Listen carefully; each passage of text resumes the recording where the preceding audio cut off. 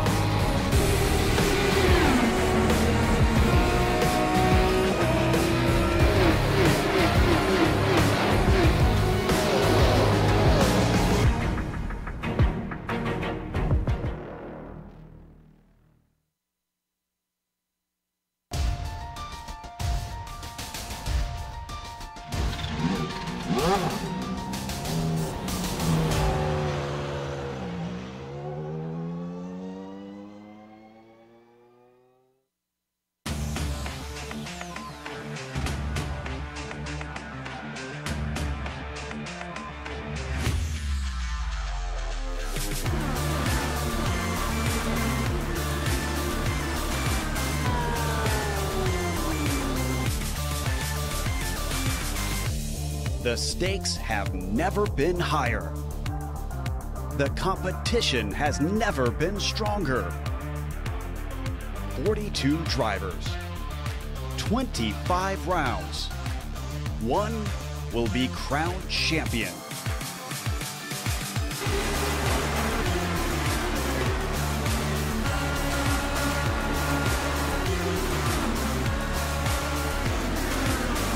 Competition, commitment, excitement. This is Lionheart. You're watching the premier American Open Wheel Series on iRacing. The Lionheart IndyCar Series presented by First Medical Equipment starts now.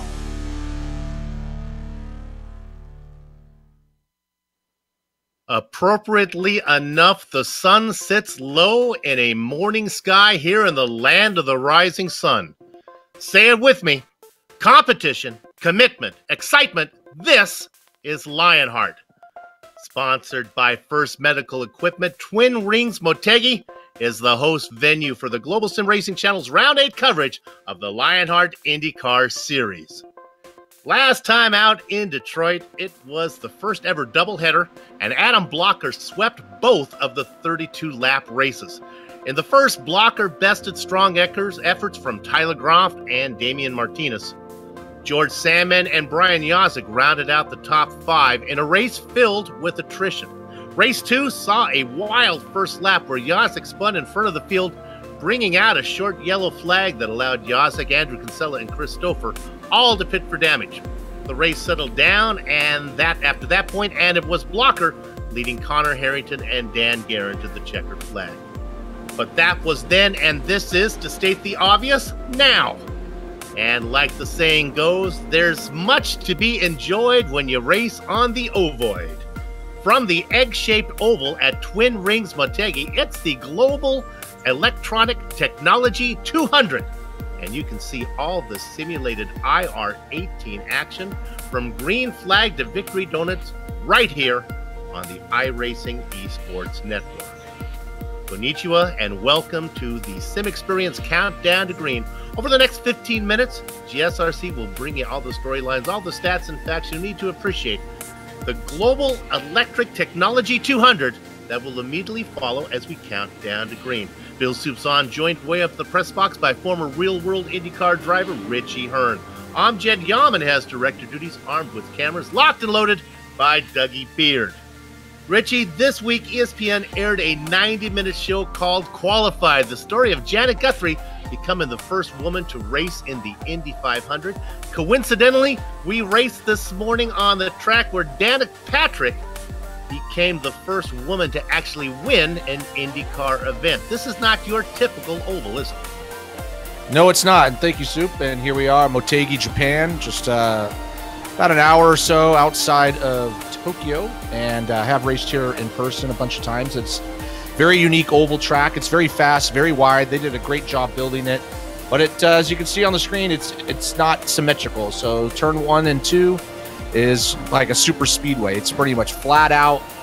A lot of room to pass. You probably go 4 or 5 wide, but as they go down the back straightaway into turns 3 and 4, it really tightens up, and it you actually have to downshift here. So you're going to downshift to 4th gear, and the car can get a little bit tricky going through this corner. It is a good passing spot as you can kind of go around the outside, but sometimes the front of the car can hook a little bit on you as you try to put the power down coming off turn 4.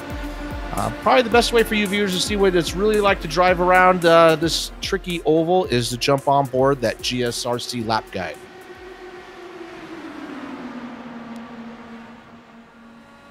Hello everyone and welcome to the Global SimRacing Channel. I'm Brian Yazek, taking you for a spin around the twin ring Motegi oval course in the GSRC IR18 IndyCar. So without further ado, here we go. Off the front stretch, heading off into turn 1. Twin ring is shaped really oddly here. Turn 1 is very wide and sweeping, so you have to take a very unique approach down here into the corner. Mind the bump that's waiting for you in the middle of 1 and 2. Kind of drive it straight off of the corner and aim out towards the wall, where the alternating Honda logos will really kind of mess with your visuals a little bit. Down here to turn 3, brake at about the 100 mark, grab 4th gear, and then pick up the throttle on the bottom as fast as you can to really build up that momentum and that speed off of turn 4 one more time.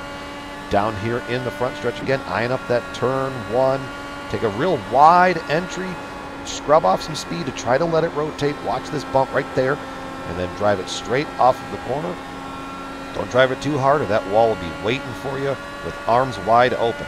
Once again, down here into turn 3, find the brake, find the marker, grab 4th gear, and then pick up the gas as soon as you can.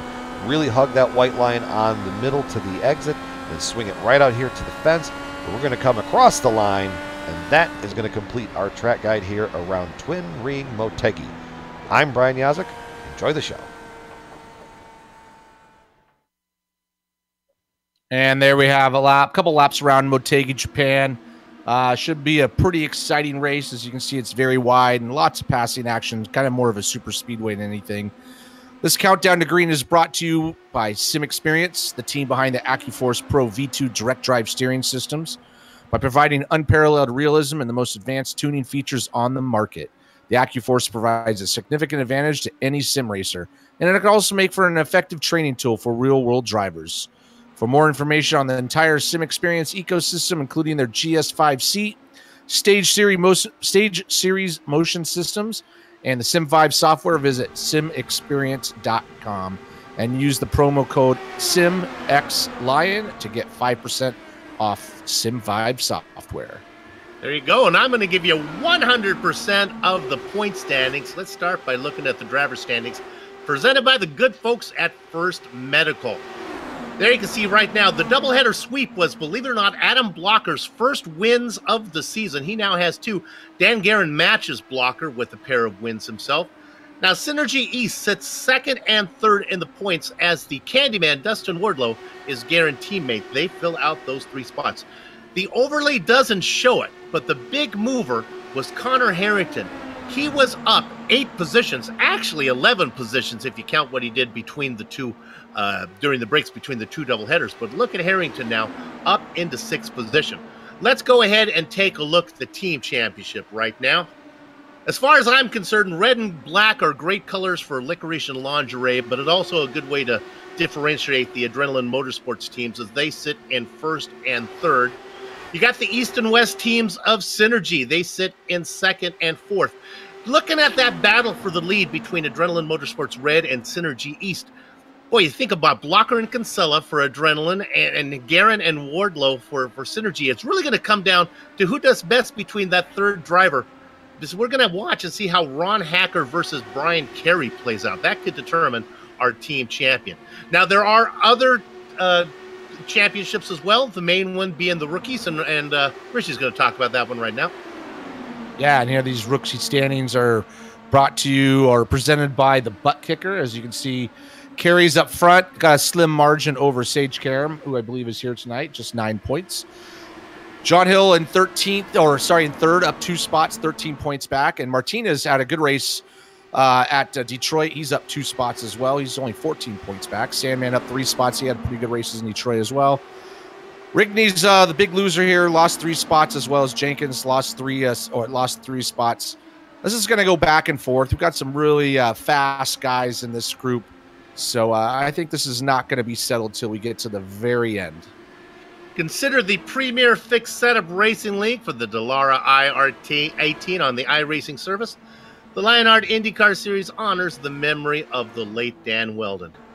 And now I got good news, and I got bad news and bad news and good news. The bad news is that Professor Lugnut is not here today. He's busy doing whatever he's up to doing. But fear not, I have been informed on what's going on, so I will be subbing, and it's going to be me sitting in the setup corner talking to you today about, well, you can see right there, ride height. Now, this morning we are talking, obviously, about ride height. The ride height is the distance between the bottom of the car and the ground. And as you see from my demonstration here, I am actually on, my ride height would be 2 ladder rungs. See, I was up on that ladder. Ride height is never static, though. You get the bumps in the track and the downforce, or if somebody puts their big butt in the car, that's going to change the ride height of the car as well. So because the underbody of the car creates the downforce, it's important to keep that bottom of the car as close to the ground as possible and as flat as possible. And then there is rake. Now, for me, as a poker player, that's the percentage that the casino takes out of a poker pot. That's not what we're really talking about here. The rake, when it's considered in IndyCar racing, is the way the car tilts either forward or backward. You change the rake, you get the front to tilt down or to get the rear end to tilt down. And that's, if you get it just right, you're going to be really, really fast. And there you have it, Professor Lugnut's setup corner. Don't fear, Professor Lugnut will be back next round to do what he does so well. Let me go ahead and turn it over to Richie Hearn to talk about the series details. And these series details come to us thanks to Minus 273, the premier name in karting gloves. For more information on Minus 273's full line of gloves and apparel, visit www.273.biz. Use promo code LHRS to get 25% off all your orders. And here we are with our series details. We are in Season 7 of the Lionheart IndyCar Series, Round 8 of a whopping 24 races with 3 driver drops. We are using the new Dallara IR18, and the setups are fixed, but they have been adjusted to make the cars a little more raceable. And we're also working on a total cash and prizes totaling $9,652. You know, the best and the best on iRacing in their iRacing World Championships, as well as many of the top private leagues like the one you're watching right now, are spotlighted right here on the iRacing Esports Network. If you haven't done so yet, make sure that you subscribe so you don't miss a moment. GSRC is proud to be part of the stable of broadcasters on the iRacing Esports Network. Let's go ahead and take a quick peek of the weather before we get to the business that's going on track as qualifying has started up. You can tell that it's a little gloomy out there. Richie, what do you think? Yeah, it is a little gloomy, but it's going to make for good race conditions. I mean, we don't want the sun beating down on everything, heating up the tires and all that stuff. So even though it looks a little gloomy on the screen for the drivers, it's going to be probably a little more raceable and really let these guys hang it out all the way to the end. Local time is indeed 7 in the morning, so all those two-dimensional Japanese fans getting up early. Clearly, they've scheduled this so early in the morning so that it's on a good time here in the United States and all the fans at home can see it. Let's go to qualifying right now as that started up. Pretty good field here tonight. Fresh off of his Indianapolis performance in real world, there is Sage Karam. And right now we got Dan Guerin sitting at the top with the 26.407. So he's going to be a one to watch. Had a little bit of a rough time at Detroit, so he's probably looking to make up some of those points he lost. What's your guess here, Richie? Are we looking at a draft? Are we going to draft a pack racing? Are we looking where passing is going to be hard, single file? What do you think? No, it's going to be pretty wide open. I mean, you can really spread out in the corners. I mean, turns 3 and 4 a little bit more narrow. And the racing line's going to be right on the bottom at the begin with. But, you know, turns 1 and 2, like I said, you could go probably 4 wide through there pretty easily. And so it's going to be a little more of a draft fest, and with a little mix of some out-braking maneuvers into turns 3. A little bit of both. There we are as we ride on board with Adam Blocker, your points leader. Doing the research for tonight's race, I, probably like most of you, were surprised that he had yet to win. He's so dominant. But he picked up his first 2 wins in that doubleheader. Nice size field here tonight. 35 cars have put in qualifying times. There are 39 drivers that I think are going to take to the grid.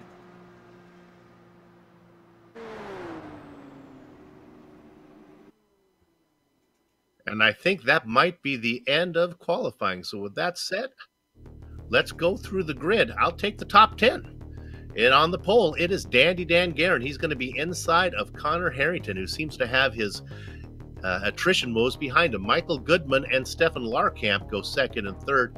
That next row is populated by Adam Blocker and Ron Hacker, one of the drivers we're keeping an eye on in that team championship. The youngster Sage Karam sits in 7th. He's going to be inside of David Altman. Chris Stouffer in the 9th position, flanked by Andrew Havitketch Kinsella. Richie? Starting 11th is going to be Tyler Groff, and right next to him will be Isaiah Dupree. Next row behind them will be Justin Weaver in the 13th spot and James Brandt in 14th. Starting 15th will be Jason Galvin. Right next to him will be Brandon Limkerman. Starting 17th is going to be Big Joe Hazard. 18th is going to be Bart Workman. 19th, Dustin Wardlow. And the 20th position will be George Sandman. In blackjack, it's George Anzaldo in the double duck spot, Joe Branch. The Meat Man, Bobby Mikas in 23rd, inside of Samuel Ryman. Mike Rigby sits in the quarter century mark. He's flanked by Damon Martinez. Damon was really good at Detroit. Brian Carey and Chris Lanini go 27th and 28th. The next row is populated by Scott Bolster. And Brian, it's not easy being Greenlee. Starting 31st will be Paul Jenkins. Right next to him, Scotty Johnson. Starting 33rd, John Hill. 34th, Joe Flanagan. 35th is going to be Robert Bluen. 36th will be Sean Cole. Tony Schoen and Justin Kirby and Brian Beard did not put in a time. There we have it. We'll see how this plays out. We'll take a look at the distance that we're going to be going in a minute as we take our drone cam over those cars lined up on pit lane, ready to go racing here in Japan. Round number 8. We do have some onboard cameras. Let's take a look at those now. How about the Sim Experience onboard machine driven by Ron Hacker? For more information on the entire Sim Experience product line, visit simexperience.com. And then, of course, there's Jason Galvin in the number 42 Global Electronic Technologies at the counter, on the go, over the internet, over the phone, or at the track. It is Global Electronic Technologies. If you have a credit card, if you have a business, and you want that thing run, that's where you want to go. You want more information about it? GETTRX.com. Good to have them on board. They are our race sponsor today. It's a big track. One lap around. Go, Rich. I was just going to say, I was just going to comment. Yeah, big track. You can see how wide it is right there coming out of turn 2. You know, the track's pretty wide all the way around. Just the groove narrows up into 3 and 4 as they're coming down the back straightaway. You can see the sun's starting to come up a little bit here as it is early morning in Motegi. So as we talked about the cloud cover, that track is probably going to start heating up fairly quickly. You want yourself somebody to root for? How about Connor Harrington? He's been banging on the door looking for that first win. It might be today. He's got veteran Dandy Dan Guerin inside of him right now and in control of the field. The pace car peels. So does the roar of the engines. Competition, commitment, excitement. This is Lionheart. Dan Guerin out in front. Look at the challenge for second. Michael Goodman pokes his nose in there. Connor Harrington wisely says, we got a lot of racing to do. You can have second. I'll wait in third. Adam Blocker and his familiar Blue Machine sits in fourth. Stefan Larkamp back in fifth. Yeah, everybody's spreading out quite a bit, but almost got a contact. Almost crashed right there in the front of the field going into turn 3. They were going to make it 3 wide. Goodman was going to be Odysseus between the devil and the deep blue sea. It didn't work out as well for him as it did for Odysseus. Guerin stays up in front. Harrington in second. Goodman continues to race. Yeah, that was really close with Michael Goodman. He did lose a lot of momentum. We got a big crash. Big crash in the middle of the field on the backstretch. And it was no caution. We'll give you who that was. It was Chris Stouffer.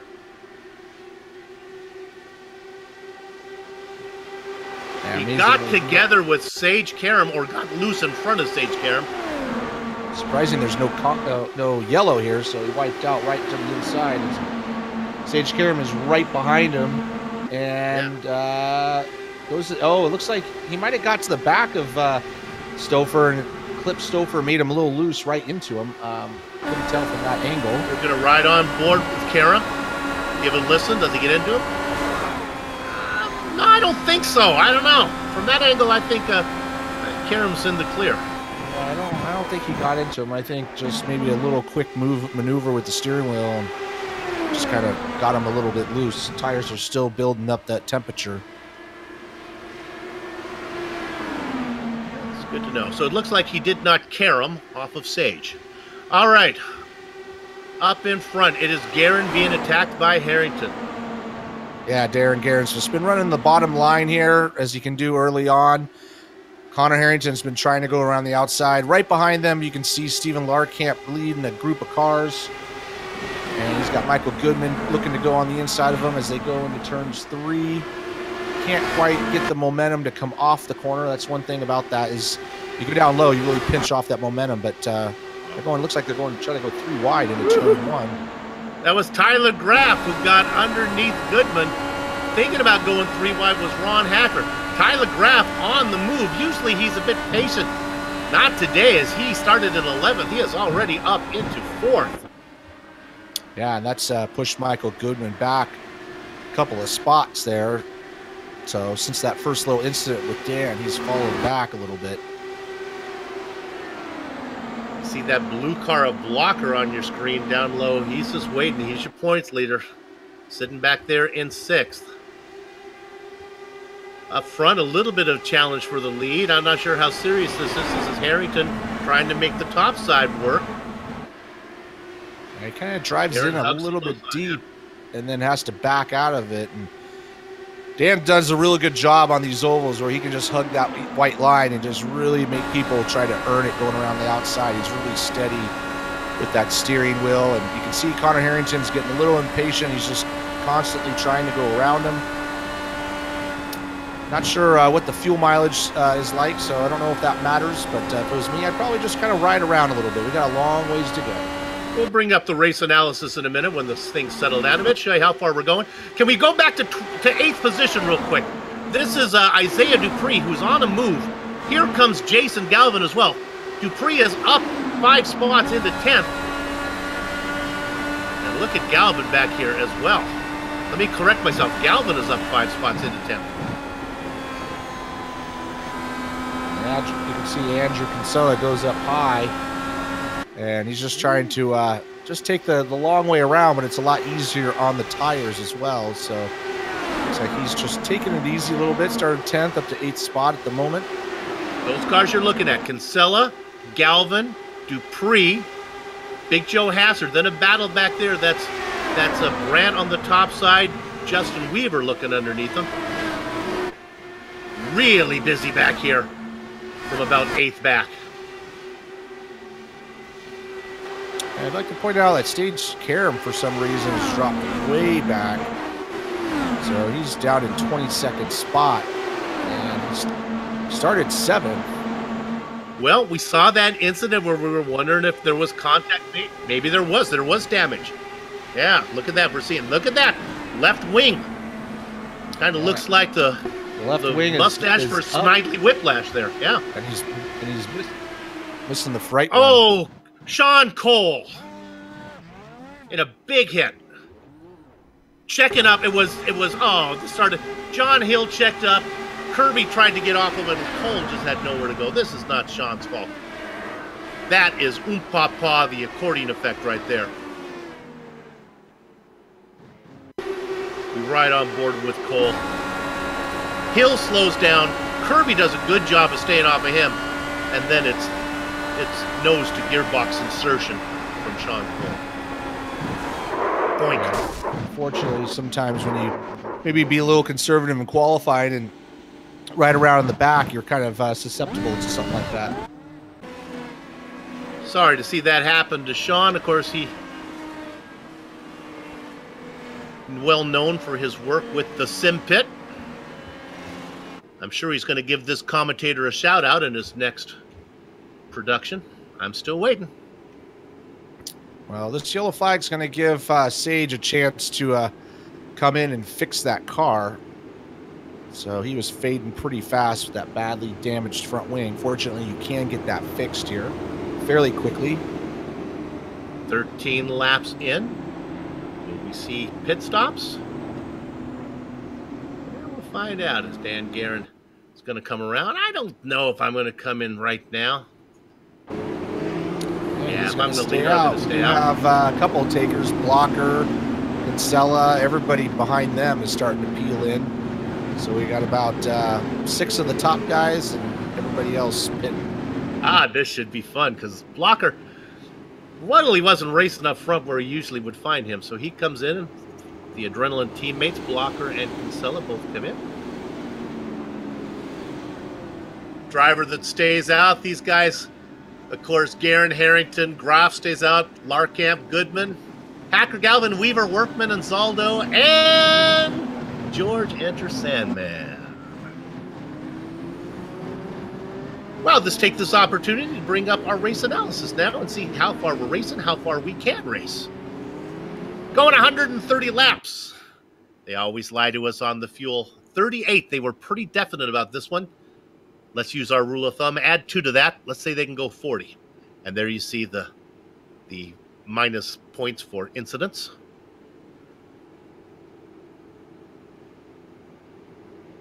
If they could do 40, that's 40, 40, 40. That's 120. This is a, what would that be? 3-stopper.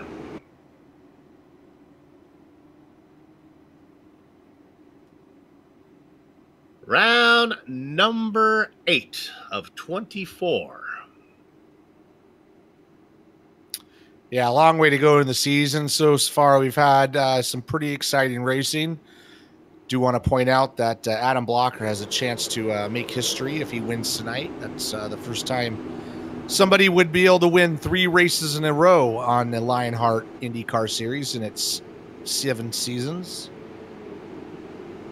That one really shouldn't count if you win a doubleheader. I shouldn't get count for 2 wins there. That's really not fair.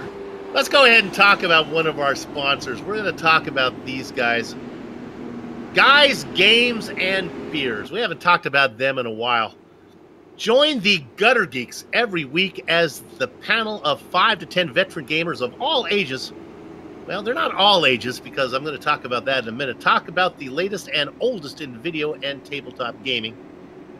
Whether it's interviews with indie and established developers, deep dives into classic hardware, or just sitting around the table talking games while throwing back a few beers, you're sure to have a great time with the gang from Guys, Games, and Beers. And I'm not sure if their title, Guys, Games, and Beers, is really in the appropriate priority order there, as there seems to be more priority on the latter one of those than they are in the front ones. I've watched it. It's really good. For more information, guysgamesandbeers.net.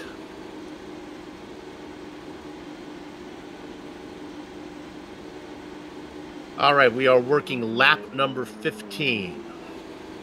How about some hard chargers here? Well, we talked about it. Tyler Groff, he sits in 3rd, started in 11th. Yeah, we got George Anzaldo, also 21st to 10th, and right behind him, George Sandman, 20th to 11th. Have a couple people, due to pit stops, have lost some spots. Sage Karam is all the way down to 31st position at the moment, but if he got his car fixed, we'll definitely probably see him moving up.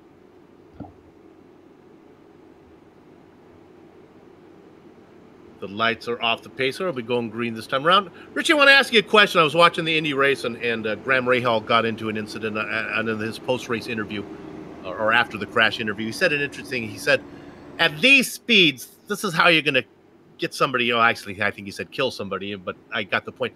Is that something that comes into mind when you're racing? Obviously, on iRacing, you don't care about if you get hurt because you can't unless you turn up your butt kicker all the way up to 11. Do you consider the move, the speed that you're going, when you make a move? If you are, you shouldn't be out there.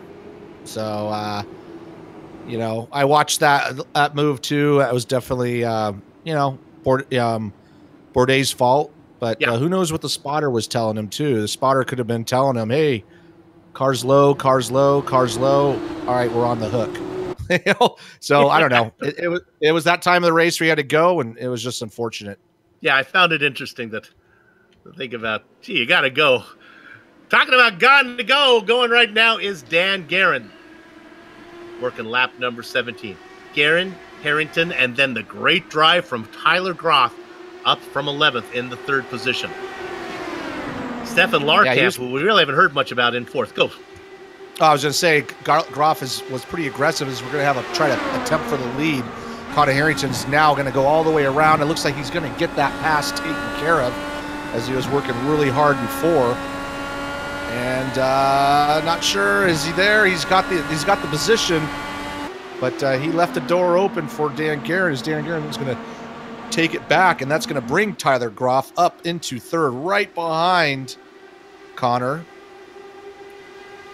Well, I'm really surprised. Guerin does not want to be in 2nd, and they get really close. Now, Connor gives him lots of room. He's going to lose the position to Tyler Groff. Woo-hoo-hoo! Yeah, it looked like Dan was going on the inside, but didn't turn in until a little later, and Connor wanted to turn in. They got really close to touching each other. No harm, no foul, as Connor Harrington is recouped up into 2nd spot.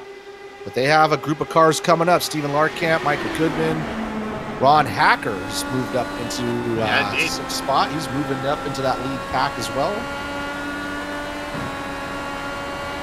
The run down there from Stefan Larkamp, I wanted to mention, such a big factor in last season, really hasn't made that big of an impression so far this season. Working on the outside lane underneath him, Tyler Groff. We got some pretty aggressive moves going on back there. Looks like between Goodman and Hacker, and these guys are all wanting that bottom lane and not given too much room for it. Of course, our series sponsor is Global Electronic Technologies. The man with the onboard camera on that one is Jason Galvin. He races in 7th right now. The car up ahead of him, that's Michael Goodman. Galvin having a nice run, started in 15th, cut that in half.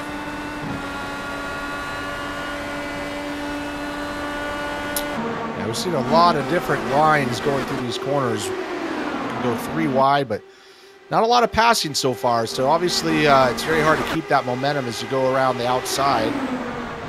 People are trying, but not a lot of movers at this point. Tyler Groff has been probably our biggest mover, and he made a lot of aggressive moves early on to get up to that 4th spot.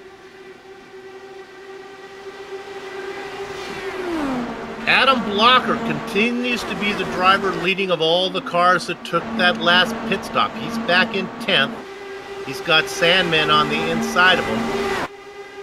Blocker gets the best of that. The other driver racing with him is Kinsella in the same situation. Go ahead. Connor is caught back up to Dan Guerin. He's trying to get on the outside. And he's been trying since what? We're on lap 24. Probably been trying since lap 22 or lap 2 to try to make that happen. And isn't able to do it. Dan's just not giving him anything on the bottom. Although, if I was Connor, I'd probably maybe start working on him, trying to squeeze him up a little bit. Connor has really been working hard. Oh, now he's going to peek to the inside. A little hucklebuck, a little dipsy-do there.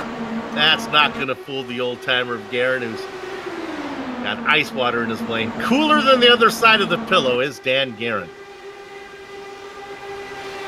As these guys race 2x2, they're starting to bring up that pack behind him, which is led by Stefan Larkamp. And he's got Ron Hacker, all these guys, Goodman, Groff. Here comes Kinsella, Gonzalo, Blocker, all those guys. Now those two guys, some of those guys have pitted. And so if we keep going green, it's going to be a big advantage for some of those gentlemen. See him coming at you. Guerin hugging the inside like a tight pair of Fruit of the Looms. Will not let Harrington get underneath him.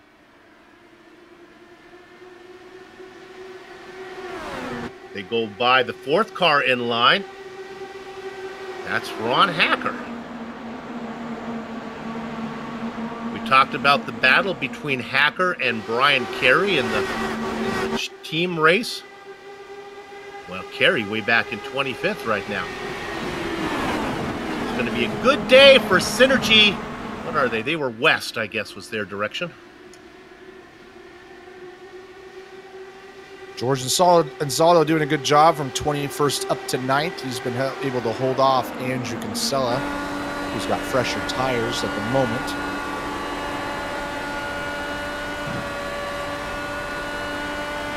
We're right on board with Anzaldo. Richie, you and I, you're probably doing the same thing. You're looking around trying to get a feel for where the trouble is going to happen. There's fighting everywhere. Yeah, a lot of fighting, a lot of weaving. I'm kind of hoping it goes green because I want to see a green flag pit stop and kind of really mix this field up because, you know, once again, we have, I think all the way back, Andrew Kinsella is the last, or Adam Blockers in 10th, Andrew Kinsella in 11th, and Big Joe in 12th. They've all pitted. Let's check in on, let's check in on Bob Mikas. I just got a bad feeling. He's in 18th position right now.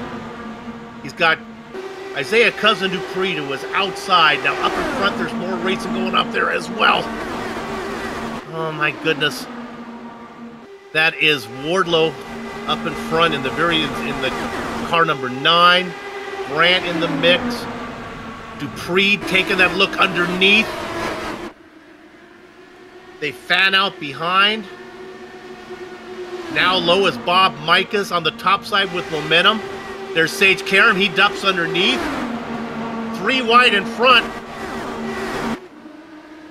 That's Damon Martinez, number 3, going shooting to the outside. Holy smokes. Yeah, these guys there are goes really... Karam down low. Yeah, right down to the bottom into turn 3. This right here, you're going to go from 5th to 4th. Try to get that run off the corner. Looks like he's got the pass made, but now they're all in his draft. Going to try to take the bottom line going into turn 1. Keep those guys on the outside. There is racing up front, and it is close, but it's not nearly as dynamic as what we're watching right here.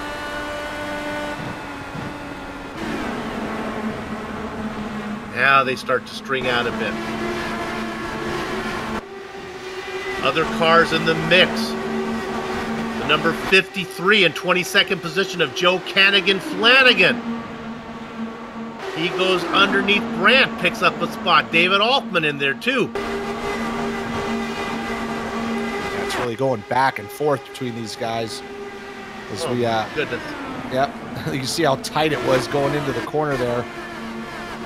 And doing a good job keeping the cars on track, but man, they're racing hard early in this race. That's for sure. The Pied Piper is Sage Karam in 17th. He's cleared the mess. Although they're really not following Karam as much as they're fighting to get up to him. Now things settle down a bit. Watch on the back of George Salmon. He really got a shot at Sage, how he just sent it into the corner into turn 3. Let's go up front. He finally got to the inside. Connor Harrington. Guerin left the door open. Harrington stuck his foot in and says, Mr. Guerin, would you like to buy a vacuum? Sale complete. Connor Harrington, now your leader. Yeah, he's been He's been working on that for a long time, but he did finally get to the inside line and get that pass complete. And once he got to the front, there's no way he's going to let Garrett get underneath him. He's raced track left all the way down the straight. Yeah, he's going to do exactly what Dan was doing to him, although here we go.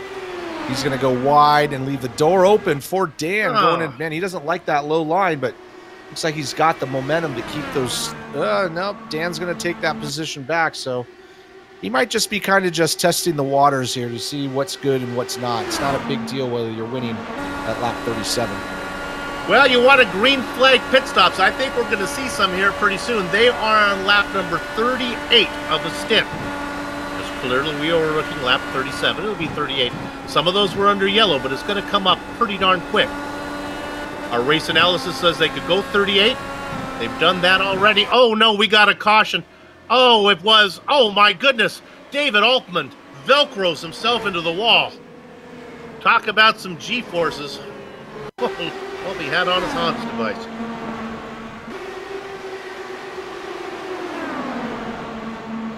Like the Supreme said, stop in the name of love. As he goes to the outside, stop. Wow. Yeah, he really got a grab of that wall there, and it just yanked him. Stop, like you said. Hopefully he is all right, because that was pretty aggressive. I think his teeth falling or he somewhere got hit too. Yeah. Who was that in the blue and orange car? Kind of washed up into him. Well, first of all, he got together there, and then the car that comes in with him. There's a car here that kind of washes up. Kind of just clips his front end, sends him right into the fence. I think Flanagan got a part of that one that put him in there. Well, I jinxed it. I said we're going to have some green flag stops. That's not going to happen. I got to think everybody's got to come in, including those guys that topped off in the first stint, because we went a long way. Sure enough. Yep, sure enough. Whole field's coming in. Pit party. Just kind of evens everybody out.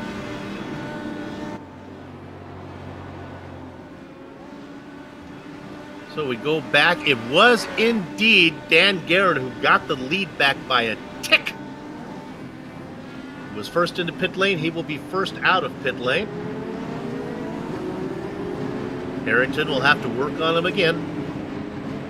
Ron Hacker having a great run in third.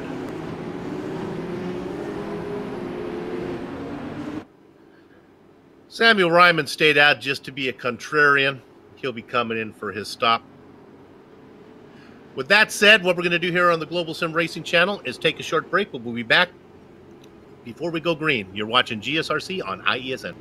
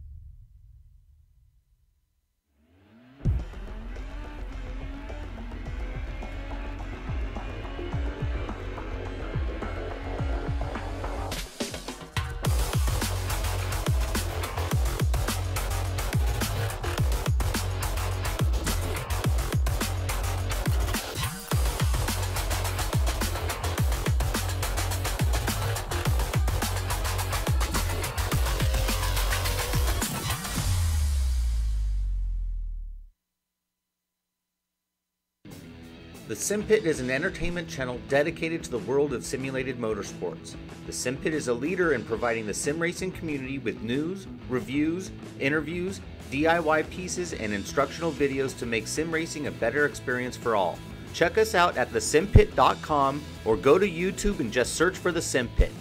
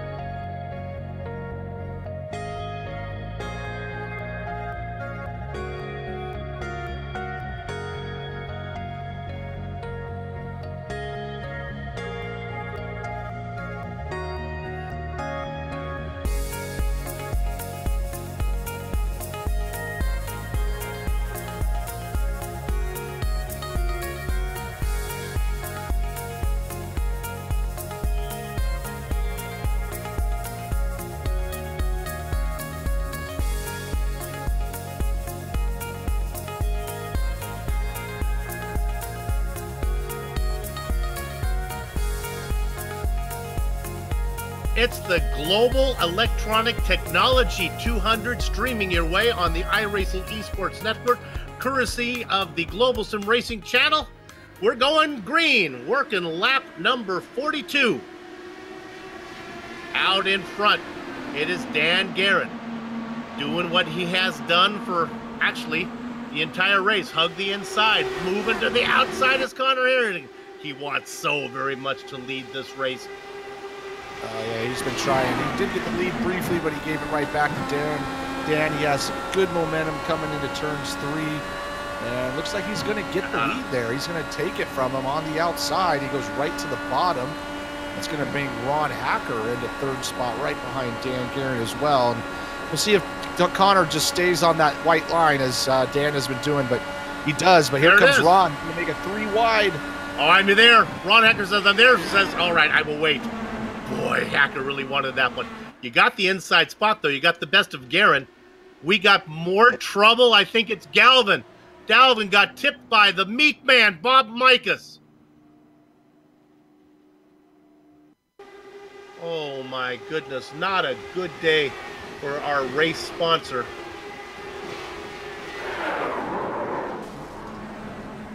As he ends up on his helmet. Yeah, it looks like Galvin, just turned in at his normal spot, and Bob just had a little bit more of a run than I think he was ready for, and just clips the back of his rear tire and just sends him right into the fence. And over he goes. We'll ride on board with the Von Hansen's meat machine of Bob Mikas.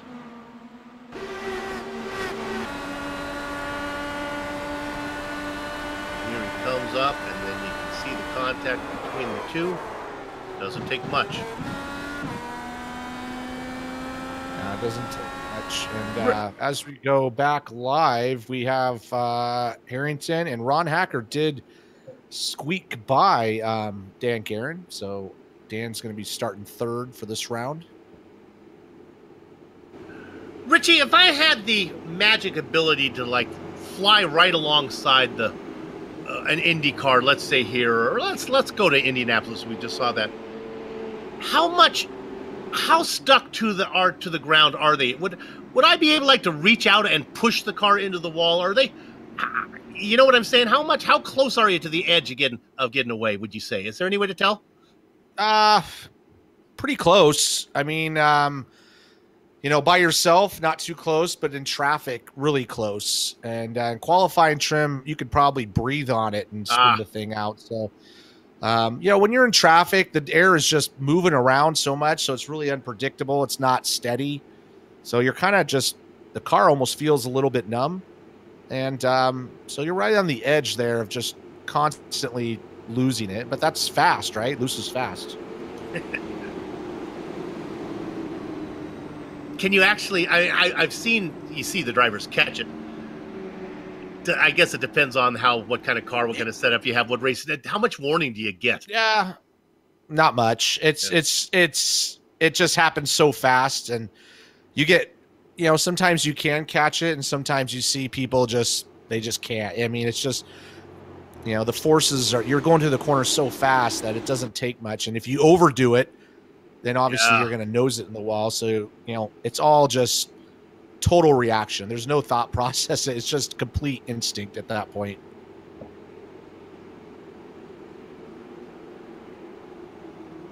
Well, let's go ahead and take a look at our profile driver. I would like to tell you that this happened before we put the profile up, but nevertheless, I guess the curse is preemptive. It goes in both directions on the timeline continuum.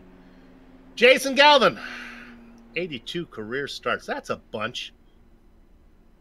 He's got those 4 wins. What I like to look at is the difference between top 5s, which is 18, and top 10s, which is 37. You see, that's about half. Means that that's usually where he runs down. There's some drivers you'll see top 5s and top 10s almost identical, meaning they're either really good or things go wrong. There's a look at the car without a nose.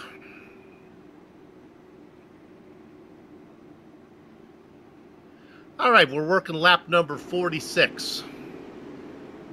Nobody came in for a stop that time. Yeah, I think we only got about 2 laps under green, 2 or 3 laps, so everybody's good to go at the moment. Connor Harrington leading the field. Ron Hacker doing a great job. Started 6th, has raced his way up to 2nd and wasn't given to him there.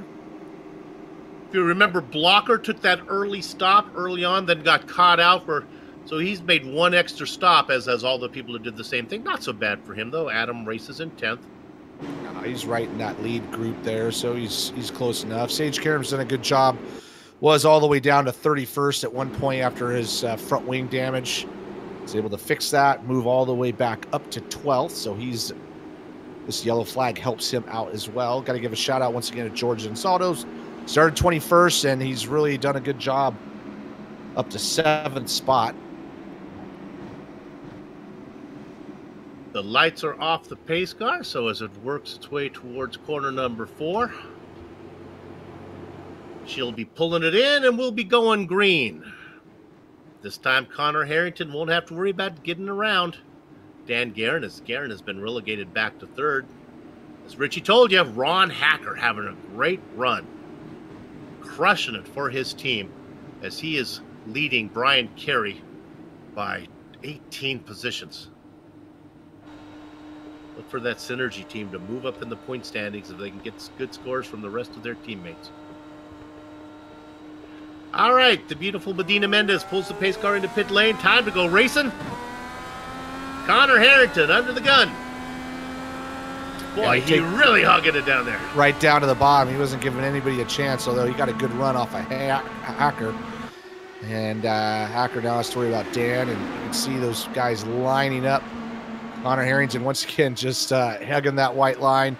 He is washing up to make the corner here, so he's got room to do that. Here comes Dan Guerin onto the inside of Ron Hacker. Try to get that 2nd spot back. Not able quite to do it, though. You can see that momentum off of 4 is paying dividends, as you don't have to pinch the car off as much, keep the thing wound out. So Ron Hacker holds on to that 2nd spot, and he's going to get right on the back end of Connor Harrington. Head down into 3. Boy, poking a nose down in there is Hacker. He would really like to get to the lead.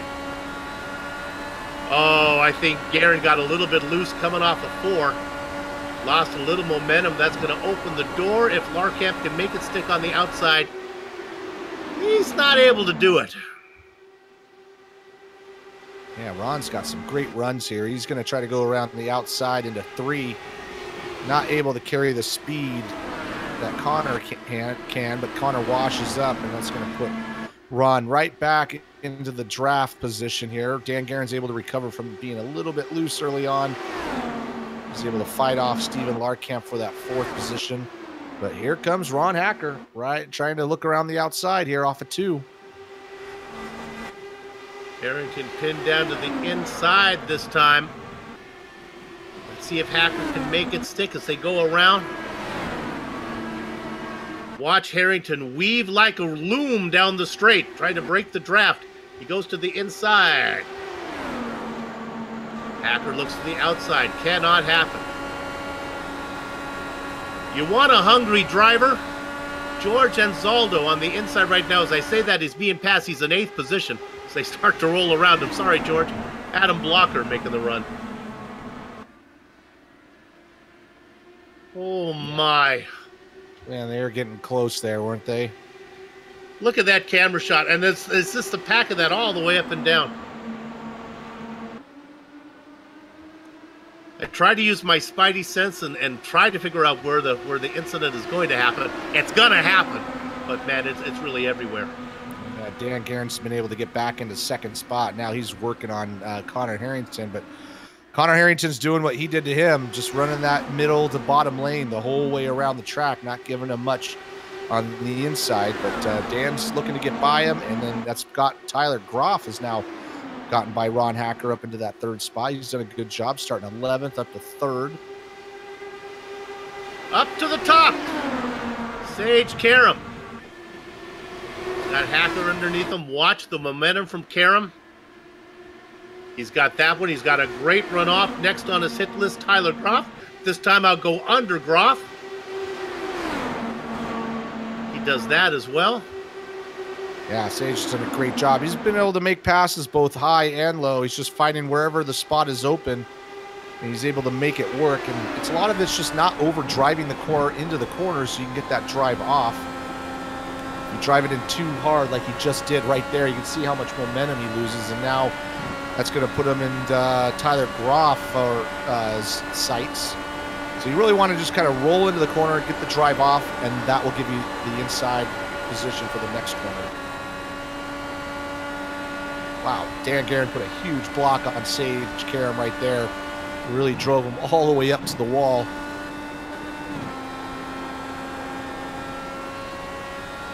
Oh my goodness, we're okay. Everything's going all right. Yeah, everything's going all right, but Sage looks like he really wants to get to the front. Dan does not want him to get to the front, so he's been kind of blocking him a little bit. Not unfairly, just making it difficult. And here comes Sage as we speak. Right down to the inside. Not able to hold that bottom line. He's going to wash up and allow Dan Guerin to go around the outside.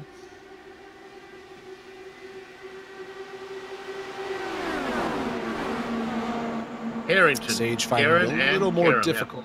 Gets to the front.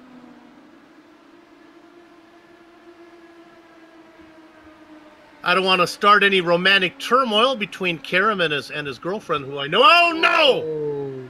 Guerin gets really loose. Yeah, he was. No, they didn't touch. I was watching it. He just got so. I had a little bit of net code maybe. He was so close that it looks like the car just kind of bounces off, but they don't really touch. As you can watch here, look how close they get, and then just kind of pushes his car up. And he's lucky enough that the track's wide that he didn't hit anything, but he lost a lot of momentum. It's going to put him back to fourth, but it's going to bring Sage Karam and Tyler Groff up into up to Connor Harrington.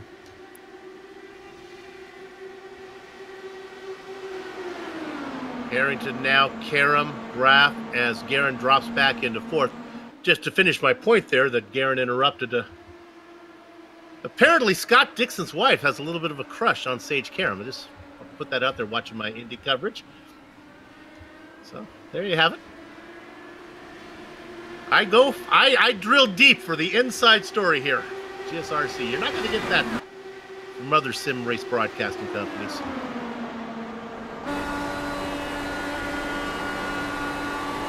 Guerin, blocker. Here comes Tyler Groff. He's trying to get around Sage. And Dan Guerin has got Adam Blockers moving back up to fifth spot. Right on board with Adam right there. Karam's in the wall. Careful, boys, as they're going around them. Oh, Karam's trying to keep the car straight. Oh, careful. Great job from everybody to get around, and a great job from Sage to keep that damaged car going in a straight line. Yeah. And he finally puts it in the wall, and that'll bring out caution. No caution. This may take a while. I was watching this a little bit, and it just really, he must have really worked those tires over trying to get through the pack, because he kind of just goes into the corner and it just washes up on him, and he rides the wall and gets some damage. You can see the damage. He's just trying to get back to pit lane. But we're riding on board here, and he turns the wheel and tries to get back on the gas, and he's off the gas right there. You can see the RPMs fall, and just kind of clips the wall. So, like I said, I don't know if he really burned those tires up. He had to work really hard to get up there, and unfortunately, that's the end of his race. That was Tyler Groff that stuck by on the inside. I'm not sure if Tyler knows just how close he was to having his morning end as he snuck by. But Karam does a good job of keeping the car going straight. That's going to be good news for Brian Carey in those rookie standings, as Karam was right behind him, and he's going to gain some more points on him.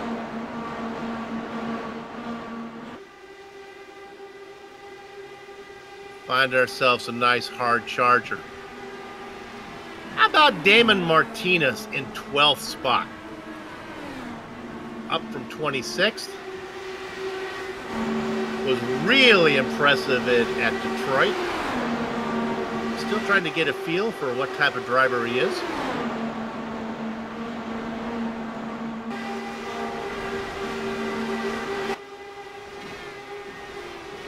We are working lap number 27 of this stint.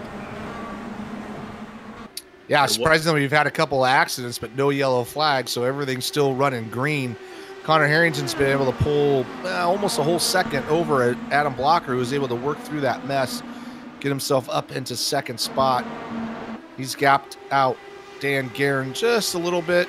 He's got about almost a second as well. But Dan Guerin's got a bunch of people behind him. He's got Tyler Groff, Ron Hacker, Michael Goodman's coming back into the mix. And right on behind them, go with Justin Weaver. He's got George Anzaldo still hanging in there in a top 8 position.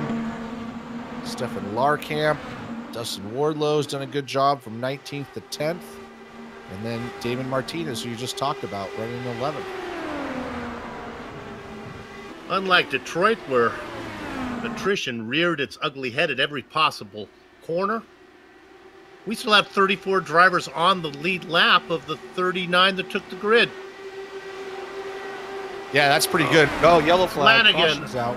Flanagan in the wall and then does a beautiful McFlip with a goofy foot. Watch this one. This is really impressive. Into the wall, the car turns over, spins right around, and comes back. Nicely done. And that'll bring out the yellows. Look at it from the top. Yeah, all by himself there. That is Chris Lanini right behind him. The car clears out of the way before Lanini gets there. Not like Lanini really had a choice in the lines here. Oh! Yeah, I mean, Joe Flanagan did exactly what happened to Sage. Just kind of drifted up in that turn 4 wall. Only for him, he did the full McTwist. And it's going to be the end of his race as well. So it's not a coincidence that the yellow flags always seem to come out at the end of a long stint. I think the tires go away, and I think it becomes harder for the guys to hang in there. They just can't quite get to that magic number yet. Here they come. Yeah, as you can see, it seems like the front tires are wearing out more than the rear. So that's 2 instances in a row we've seen where it just kind of put just straight up to the wall. Everybody coming in. There's always some guy who's going to stay out there. Sage Karam is still out there somehow. They don't have fast repairs here in this series, so I guess he's good enough to race.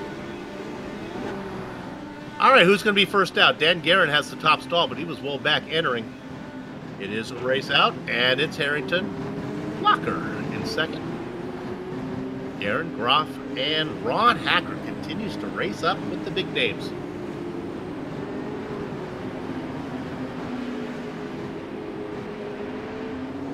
Yeah, I mean, Ron qualified 6th, so he has the speed, and he's running 5th. He's been right there. He did challenge for the lead at one point. But, yeah, doing a great job. Going to be a big deal in those team points like you talked about in the pre-show. Getting a message from Jason Galvin that apparently he wasn't happy with the way that his car looked in his profile. I don't know what that was all about. That's not my department.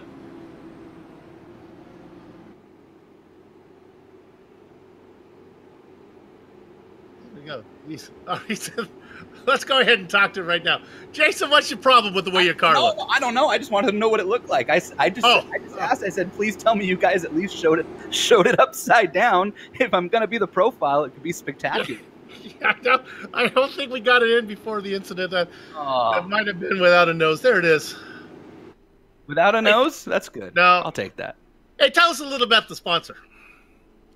Yeah, Global Electronic Technology is a company that my family is involved with. If there's any drag racing fans or the now defunct Global Rallycross fans, we had a GRC car. We've got several NHRA funny cars and dragsters, but we're a credit card processing company, the fastest name in credit card processing, and fortunately, just a couple of Lionheart League members, past and present, who have hooked us up with their business as well, and we've been able to save them some money. So we process across the United States and Canada, and if there's anybody out there that owns a business, it doesn't have to be a massive business. In fact, usually the small businesses are the ones that are getting the shaft the most, so to speak, from their banks who they think they trust. So gettrx.com is the website, or you can find me on Facebook.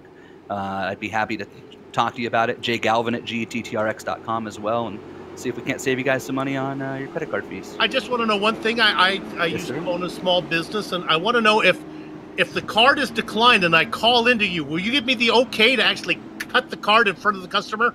I've always wanted to do that. Is that part of the process or no? I don't get that. Depends on how big the purchase was and what they're purchasing. How about that? Okay. I just never had this. Yeah. Many years holding a business, and I never actually got the opportunity to do that. That's disappointing. Hey, yeah, my race didn't end as planned, but we had a good strong run going up there, and you guys are doing a great job. How is talk to me before we go green? Yes, sir.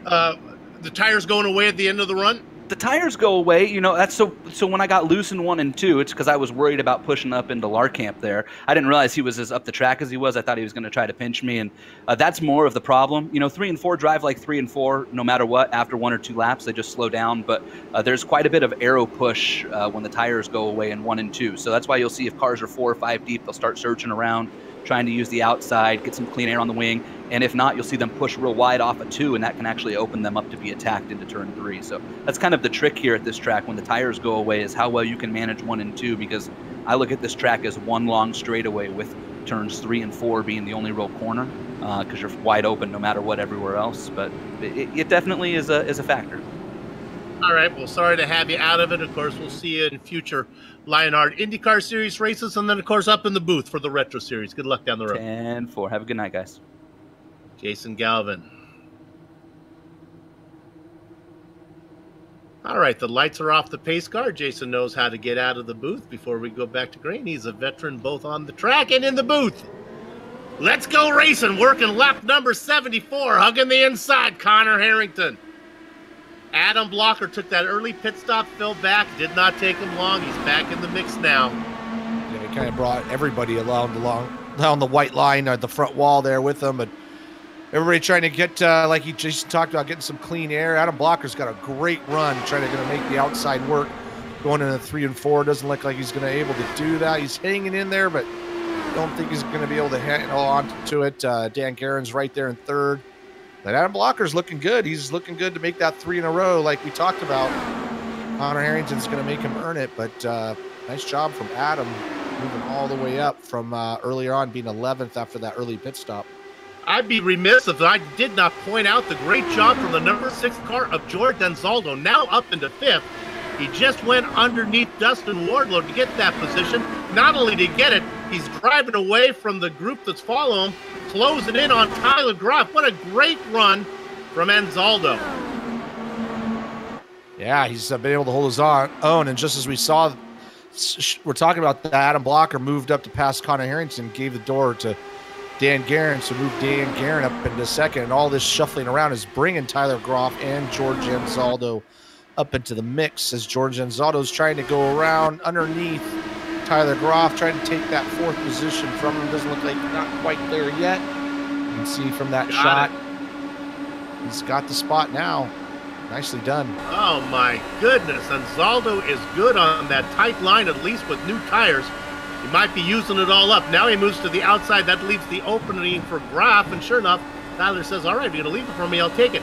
Meanwhile, up front, Harrington continues to look at him hug that inside line.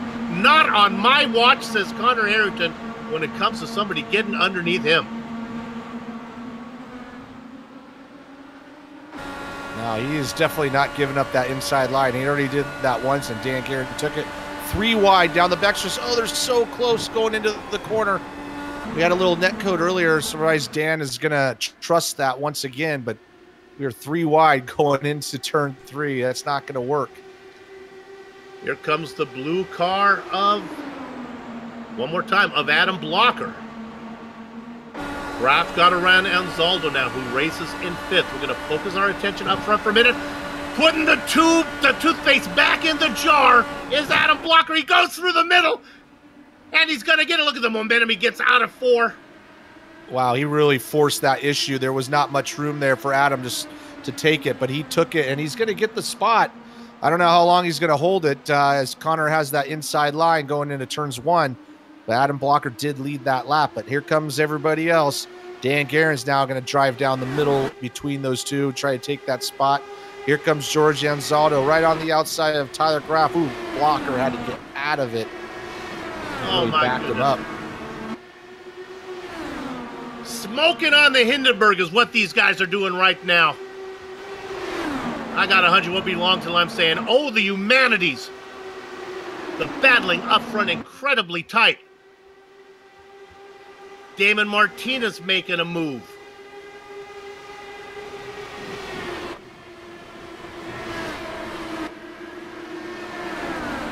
Working lap number 81. This is getting crazy. I know we got this battle between the lead, but if you look back just a few cars where you got like Tyler Graf, George Anzaldo, here comes Damon Martinez, all these guys, nobody's leaving anybody, and it's just going back and forth, back and forth. Oh, there you go. See Connor Harrington going all the way down to the bottom, and Adam Blocker's going to get that spot for a second. But Connor Harrington's going to take it back, and that's going to bring Dan Guerin back to second spot. This is all fun, but as the tires start to go away, they're working lap number 12 of this stint. This will settle down a bit, and that'll be an issue of keeping the car off the wall. Yeah, right. Damon Martinez coming in 5th. Yeah, nicely done. 26th all the way up to 5th spot. He's definitely earned that. It's not a lot of cars out of the race, so he's just steadily worked his way up. He's gotten around George Anzaldo, so move George back down to 6th spot. Tyler Graf holding tight onto that 4th position. Right behind them, we got Ron Hacker and Stefan Larkamp and Big Joe all swapping positions. And viewers, this is going on not only up front, it's going on everywhere. Look at this is a great angle. Look at that. That's what we're looking at.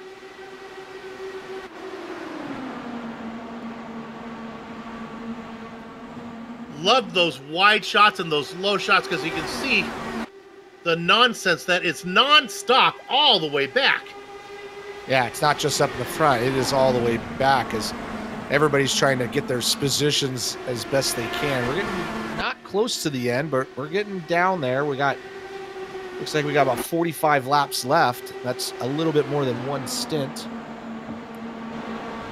Front 14 drivers within 2 seconds of the lead of each other. All the way back to 30th is only 5 seconds. Well, you can see it right there on the tower. Look at those intervals. Oh, we got it. We got an issue. I think it is.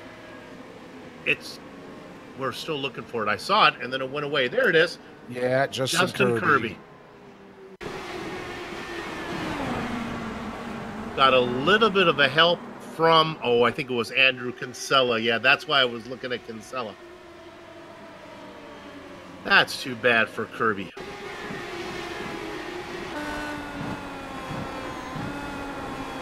Well, from that angle, that's a little bit of rhinoplasty there. Let's look above. This will give us a good idea. Did Kirby come across the nose of Kinsella? Andrew goes low. It looks like Andrew was there, and Kirby just kind of kept coming down, and Andrew was there. That's that thing. The spotter was car low. Car still low. All right, we're in the fence. Yep. That's the difference. If that was a road racing corner, I would say Kinsella made a late entry, but rules are a little different on an oval. You get your nose in there, that really is your spot. And that's Graham Rahal would probably attest to that. Right. So, what do we got? 30. We should be able to make it from here. Maybe. It said 30. 40. The number was 38. I 42. 40. Yellow flags. We're going to be right on the money.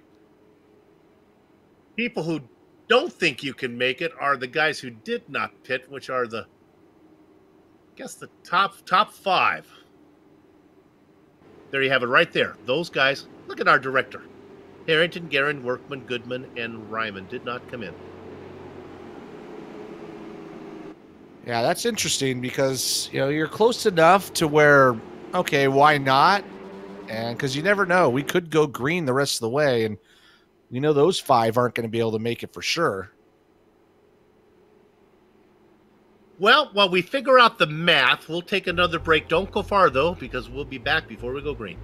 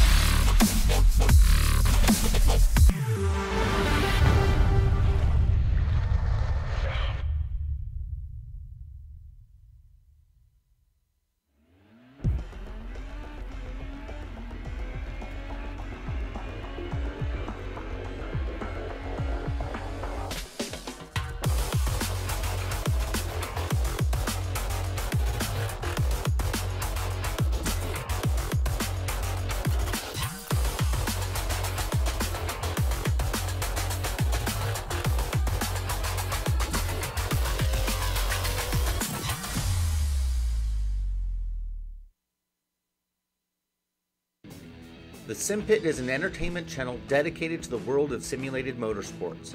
The Sim Pit is a leader in providing the sim racing community with news, reviews, interviews, DIY pieces, and instructional videos to make sim racing a better experience for all.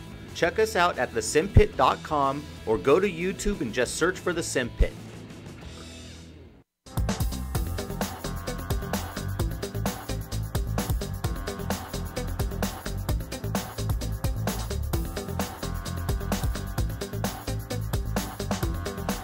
Stream of cyberspace into your place via the iRacing Esports Network. This is the Global SimRacing Channel's coverage of the Global Electronic Technology 200 here from Motegi. I want to take a second to talk about Minus 273, the industry leading in gloves and super lightweight and durable made breathable polyester spandex racing gloves. Whether you're a karter or a sim racer, Minus 273 gives you the control to reach victory lane. For more information on Minus 273's full line of gloves and apparel, visit minus273.biz. Hey, I got a promo code for you, LHRS, for 25% off your order. And with that said, it is time to go racing. The top 5 did not pit. Connor Harrington, Dan Guerin, Bart Workman, Michael Goodman, and Samuel Ryman. Ryman out there in that fluorescent orange and yellow machine racing in 5th position. They've gone 20 laps. Connor Harrington, very fast. My dad used to say, when you're the prettiest girl at the ball, you don't have to worry about what dress to wear. The point was, if you're Connor Harrington and you really got this race in control, I don't know why you actually needed to play around with some type of fancy pit stop strategy. We'll see. I'm surprised that those 5 didn't pit because we're working lap 38 with those yellow flags. I'm pretty sure those guys can make it. I mean, it's going to be a stretch, but I mean, we haven't, you know, we might get a yellow, we might not. But man, that's really risking a lot. especially when you're as fast as Connor and Dan were early on. Blocker did pit. He is back in 6th. Now, I understand it from, well, excuse me here, some of the uglier girls at the dance, like Workman and Ryman, who were racing in the back, gives them a chance to show off their dance moves. But right now, Ryman is passed by Blocker. Yeah, when you're those guys and you're running a little bit farther down, sometimes that's the risk you have to take to get that track position. But as far as Harrington and Dan concerned, although I've been wrong many times, they completely fool me. But if yellow flag comes out, no big deal. But if it doesn't, they're going to be questioning that move. Yeah, you got to figure Guerin and Harrington are pretty sharp cookies. They know what they're doing. So they're out there racing. I don't think it really matters. Let's look Goodman in the blue car trying to shoot through the middle. He's got Guerin down low. One advantage would be maybe not the fuel, but tires might be the deciding factor here. Yeah, I mean, I don't know how much it helps. We have seen some guys wash up a little bit as those tires burn off, but yeah, we'll see. We'll see how this plays out. Right now, Michael Goodman and Bart Workman doing a great job running in that 2nd and 3rd position.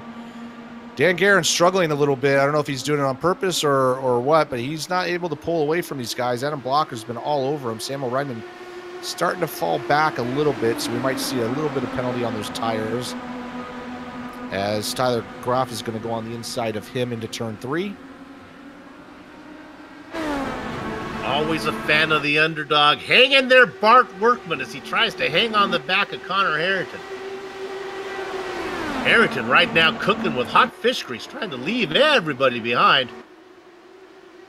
Yeah, he's just motoring away a little bit. Bart's trying to hang with him. And he's close enough, but not close enough to challenge him. So Connor's got everything all to himself. Back there in the back, I'm seeing Adam Blocker starting to move up. It looks like he's moving up to 4th spot.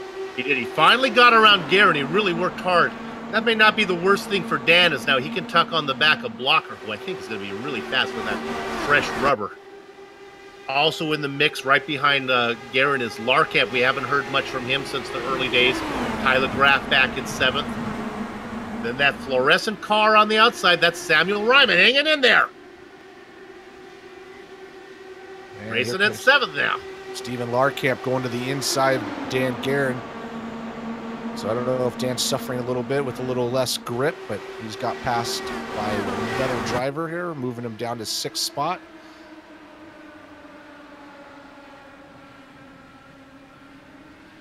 Coming around, this is our last double-digit lap as we move into lap 100.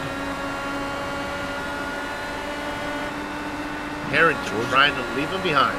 Anzaldo moving himself around. Tyler Graff back into the top 8.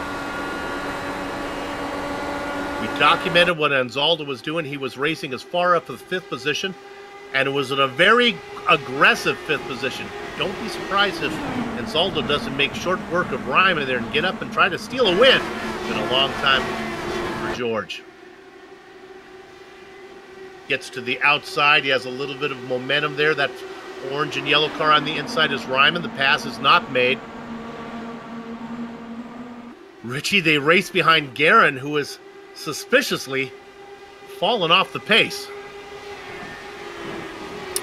Yeah, he's either struggling with this, maybe he can squeak something out of this. Man, how long has it been since he pitted? Maybe he's done the fuel numbers. Yeah, he's working lap 31 right now. Now there were, well, obviously that last yellow.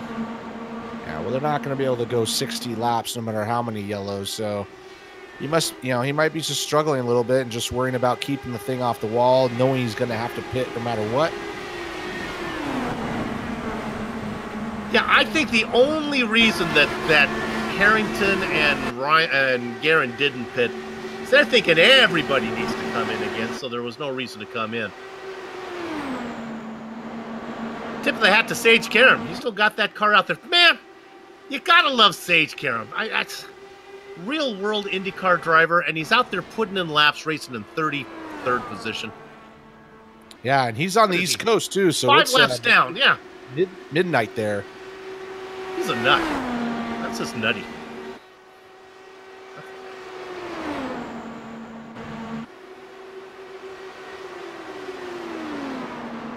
All right, they front, are single Scott file. Harrington is gapped Bart Workman a little bit more. He's gapped him about another 0.3, so he's 0.7 of a second in the lead. Michael Goodman's trying to chase down Bart Workman. Nothing's happening. Adam Blocker, Stefan Larkamp, all these guys separated out.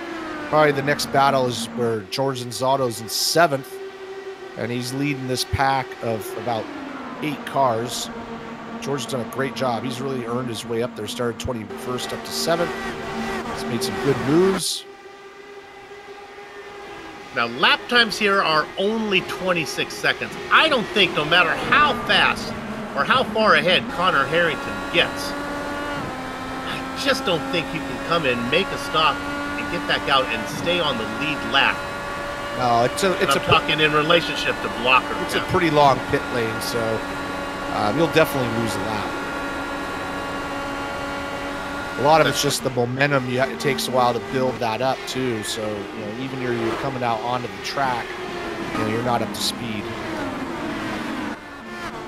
Most of the drivers working lap number 19 on their stint. Man, look at this. Karam doing a good job of staying up top. Lets everybody go by.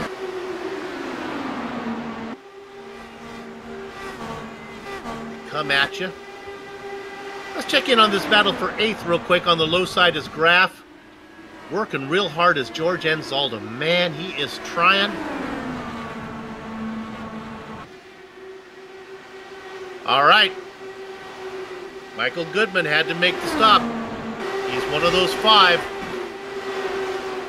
23 laps to go from here. He'll take enough fuel to go 24 laps.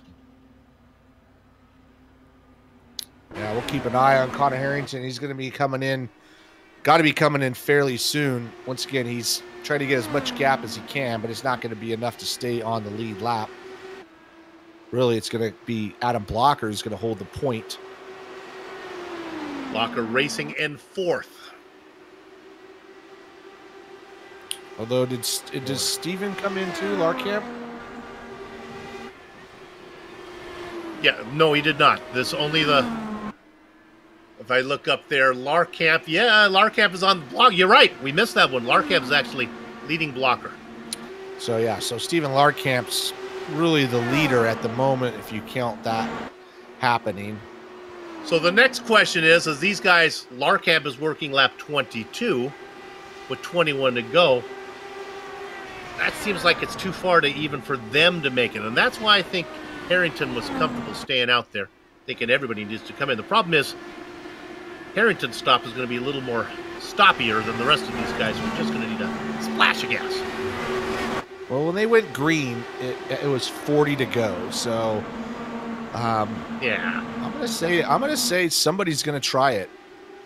Somebody maybe a little farther back, who's maybe drafting a little bit, saving some fuel. Somebody maybe like, I don't know. Let's pick somebody that's at the very back there to keep an eye on. How about Paul Jenkins? There's your guy. Paul's is back there in 31st position. Racing right behind Brian Beard. These guys, they can stretch it while the rest of the guys are foolishly racing faster.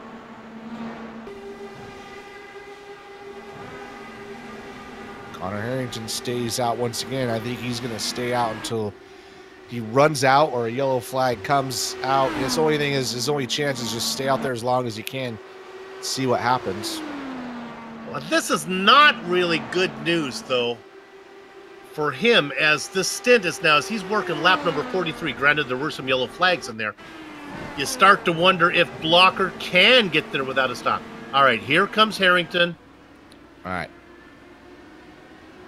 Workman. So Steven Larkamp's going to be in. the kingpin. He's just coming past start-finish line. And we'll see where he comes out relative, or where he is relative to Connor. Connor's going to need a full stop here. Oh, it looks like Bart missed his box, so he had to back up. That's really going to hurt him.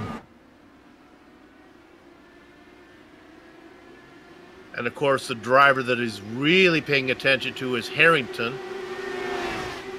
And Harrington He's just coming out of the pit lane. Those guys just went by him. You can see him right there. And so he's going to lose about a lap and almost a third by the time he gets up to speed. And I'm watching Adam Blocker. He's right behind Stefan Larkamp. He's not making any move to pass him. So he's going to be one I think is probably just trying to stay in the draft, coast a little bit, try to make it. Burton cycles out in 29th position.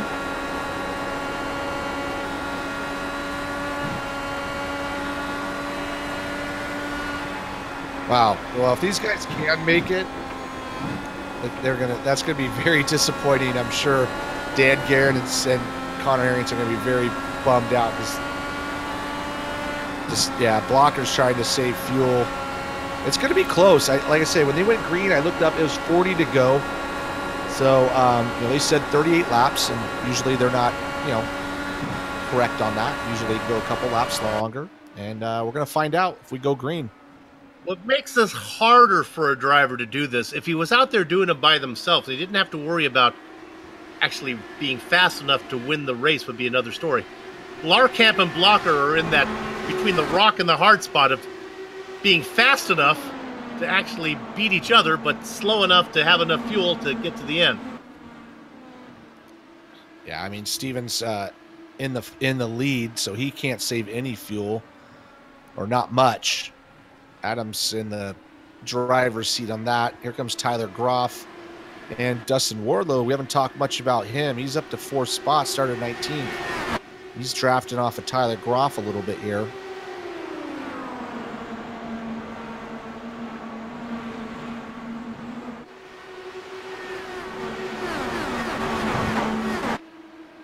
What will happen as we're looking at working lap number 18, 12 to go.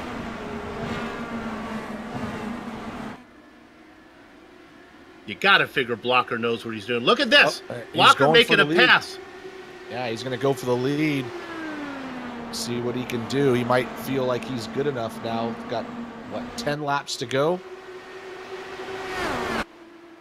11 laps to go? Can we go ahead and look at, can we get a chance?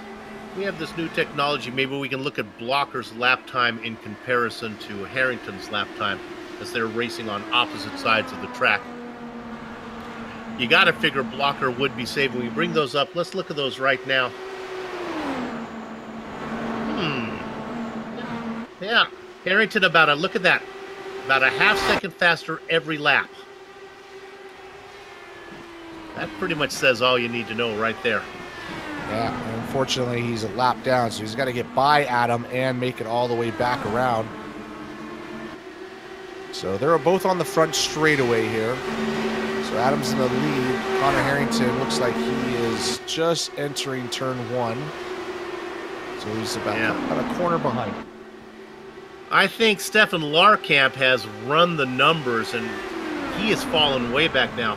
He's dialed it down a bit. Now remember, these are fixed setups, so they don't get to turn the knob down like they would in the real world. They have to save fuel by using their right foot. Yeah, unfortunately, Steven was leading for a long time, and Adam was able to save a lot of fuel, so Adam must have hit a number and said, I'm good to go. Dustin Wardlow has gotten by Stefan Larkamp as well. Let's look at Connor Harrington as he is on a move as he goes underneath Weaver. He's racing in 28th position. Why do we care? Because he could be your winner. If everybody has to pit, he's the leader of all the guys who we know can go the distance from here. Doesn't have to worry about fuel. He's got some nice new rubber on there. I think Adam is good to go. He's not lifting. He's not, I mean, he's just kind of doing his thing, but he's not, he decided to just pull out and take off. The other side of that coin is he's done the numbers and knows he can't go the distance. So he's decided there's no reason to save fuel if I can't get there. He's racing full song. True story. That might be it too. He said, realize this is a waste of time. I'm going to go, and we'll see what happens. This is it. Well, about to get his lap back here in a little while is Connor Harrington. This is fun. 6 laps to go. That is Sage Karam coming out of the pit lane. That one doesn't really matter. Blocker comes across. 5 laps. Wardlow is back by a full second. Everybody on the same strategy. Honestly, Connor Harrington coming up and getting around Dustin Wardlow might be bad news for Blocker, as Wardlow might be able to tag onto the back of Harrington and get pulled up and challenge Blocker for the lead. 4 to go. Not much racing going on because I think everybody's trying to save fuel except for Connor Harrington and Dan Guerin, who are fighting for their lives to get up there. This might be a case of who can glide the best. Weaver now up into 3rd around Groff.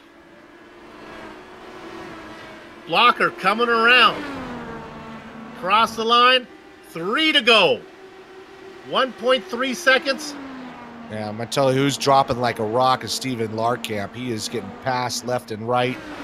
So he's definitely trying to make it. He's having to coast a lot, and he's all the way down to 8th position. Isaiah Dupree is now looking to go by him. Brandon Linkerman's going by him. They're all going by him. So he's pretty confident he's not going to make it unless he does something extreme. Wardlow has to make a stop. 2 to go. Wardlow on the same strategy with Blocker. This is Connor Harrington behind Blocker. He is a lap down, but the leaders of all the cars we know can get there.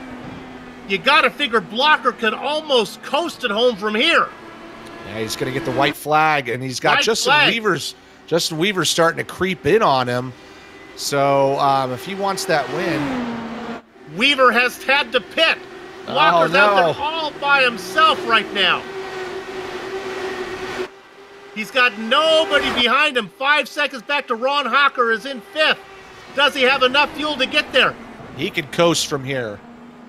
If he just put it in. He comes around the final corner. The checker flag waves. The win goes to Adam Blocker. Ron Hacker gets 2nd. Tyler Groff is out of fuel in 3rd. I think Joe Hassert got 3rd. David Martinez gets 4th. Groff could not finish. Lincoln able to bring it around. 21st. And once again, the prettiest girl at the ball spent too much time worrying about her dress. Connor Harrington will get first car 1 lap down, scored in 25th. There he is. He had enough fuel to do burnouts.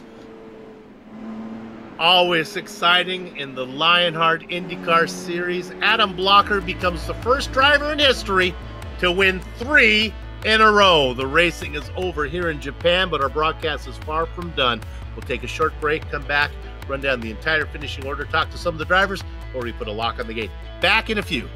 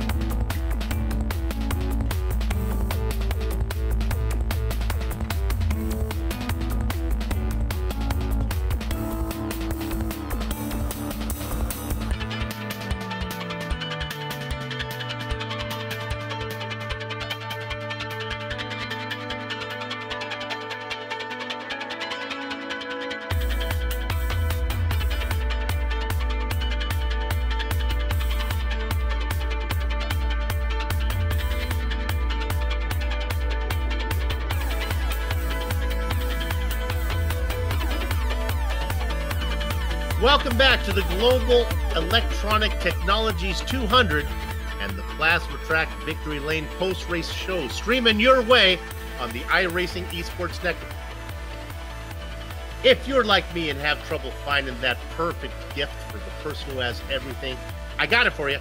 Plasma-Tracks.com not only produces original racetrack wall art, motorsports trophies, home decor, and motorsports fabrications are also available.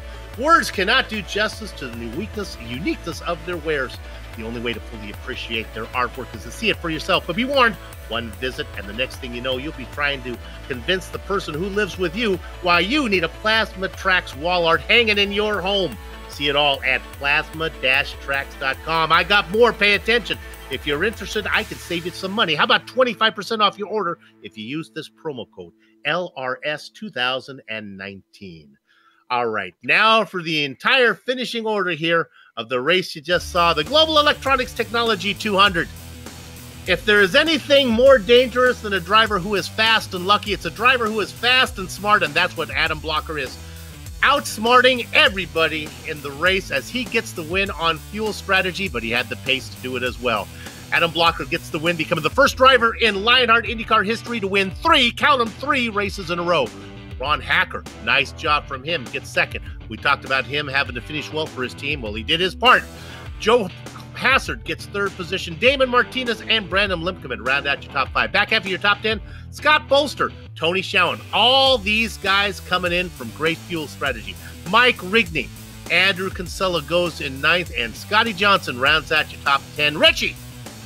Bob Mikas comes home 11th. Stephen Larkamp, probably not happy with that. Fourth, finished 12th. Joe Branch, 13th. Brian Carey up to 14th. It's going to be good for his rookie standings. Brian Beard up to 15th. James Brandt, 16th. Paul Jenkins, 17th. Isaiah Dupree, 18th. Chris Lanini, 19th. And John Hill in the 20th spot. Sad news for fan favorite Tyler Graff, who was racing up front, started in 11th, was racing as high up as I think second. He's going to have to settle for 21st. Just ahead of another driver, very impressive in the double duck spot, George Ansaldo. He's not happy with that car. Last car on the lead lap is Justin Weaver. Then we get to the guys that had more trouble. Brian, it's not easy being Greenlee. Inside Connor Harrington. My goodness, the race was his, but he tries to be fancy, and he finishes in 25th, one lap down. Dandy Dan Guerin, same situation, as did Michael Goodman. Lesson learned for them. Dustin Wardlow in 28th position. 29th and 30th, Samuel Ryman. He was up there for a while. He has to settle for 29th. Bart Workman, who actually led a little bit, I think, gets in 30th. 31st is going to be George Sandman, still a lap down. 32nd will be Robert Bluen. And then here we go, Sage Karam did a great job.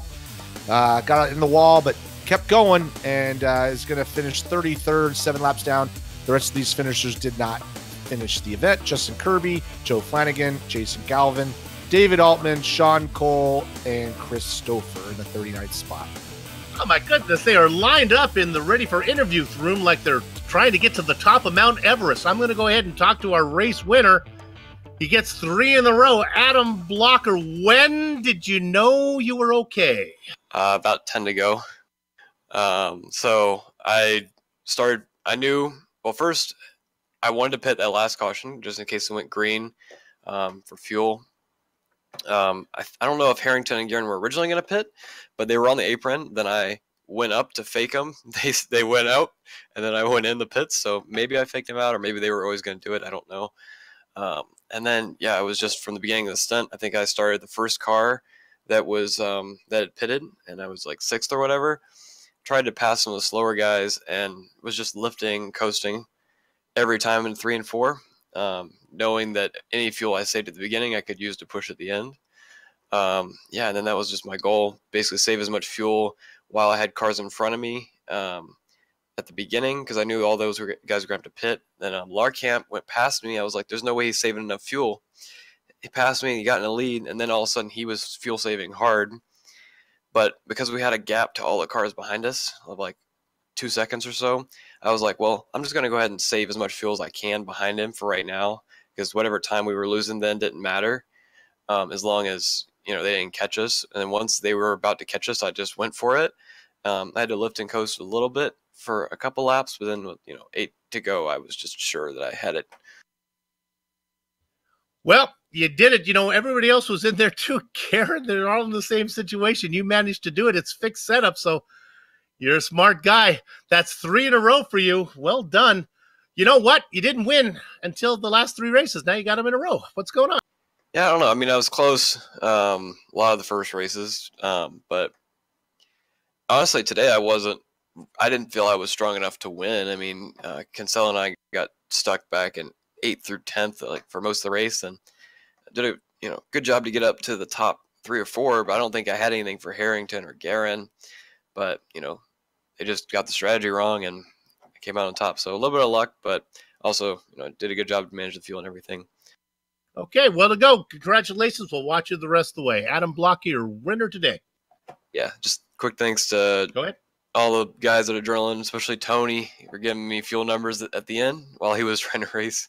And yeah, everyone else for helping out with strategy and during the race. So big thanks to those guys. And thanks to you guys for calling the race. We do our best, as do they. Congratulations, Adam Blocker with the win. Richie, who you got? And we got our second place finisher, Ron Hacker. Awesome job, man. You started 6th, so you qualified up front.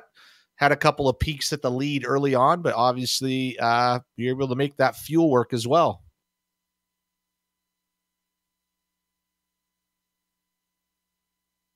Oops. Ron, you there? Oh, let's take him. We'll bring him back in. We'll give him a second. We'll bring him back in. I'll go ahead and take Joe. Wait a minute. We'll see what we're going to do here. We're going to bring down. All right, we got Big Joe Hazard. I'll take this one, Richie. Big Joe Hazard, congratulations. Didn't see much of you till the end. Yeah, thanks, Soup. I think it's been a while since we got to chat. Qualified kind of in the middle of the pack. I think I got up to almost 5th, and then Jason had a scare, and I had to keep it out of the wall, and I dropped back to middle of the pack again. But we got to the last run there, and I was letting people by, tried to hit my fuel number, and then once I hit my fuel number, I got in the gas with about 4 to go, and I think I went from 15th to 3rd. You did indeed. I was looking at the timing and scoring. Yeah, the spots started to click off left and right. When did you know that you were gonna? I know you were gonna try the fuel. At the pit stop, you said I got a shot at this. I didn't know I had a real shot till there was 17 to go when I started saving. I probably should have started saving earlier, but nobody else was saving. I'm like, there's no way that everybody else's fuel is that much better than mine. So I started saving, and then the rest of the field, it seemed like they didn't start saving until about 10 to go, and that was too late. So I think I timed it pretty good. Yeah, it was fun. How much did you have left? I ran out in turn 2 after the stripe. There you go. Hey, congratulations on the podium. Been a long time. Good to talk to you, man. You too. Thanks, Soup. All right, Joe Hazard, your 3rd place finisher. Now we'll try it one more time with Richie. Bring him in. Let's see if we can get Ron Hacker one more time. You hear me now? Gotcha. Ron. Yeah, we got you. All right, let's try this again. Hey, man, great job. Started 6th, finished 2nd. Had a little poke at the lead early on. Kind of fell back, and then, man, you were able to save fuel just like those other fellas. How'd you do it? Yeah, the team was talking about fuel strategy, and a few of them decided to go in early and decided to stay out late, started lifting early with 15, 16 to go, and just tried to stretch it. Yeah, a lot of guys couldn't make it, so it is like that. That was the key. What you just mentioned was saving about that 16, 17 lap mark, and some of those guys didn't seem like they waited too long, and then it was too late. How much fuel did you have at the end? 0.5. Hey, man, that's right on the money. That's qualifying levels, right? Oh, yeah. So one thing we wanted to point out, too, I know Soup pointed out at the beginning, is the team battle, and one of his keys was you having a good run to help your team out and finishing 2nd, man. That's gonna be good for you guys. Yeah, I haven't a very good season. I had surgery at the beginning of the year, so I missed a couple races and been struggling to get my shoulder back in shape. So that's coming along. So hopefully I can pull my weight the rest of the season. Well, he definitely did it here today, and really nicely done. Anybody you'd like to thank? The team, George, you guys, everybody, it's just a great bunch of people to be around. George puts on a really good organization here, and all the guys in this series are a joy to be around. So thanks to everybody. Yeah, they are a lot of fun to play with out there, and George does a good job.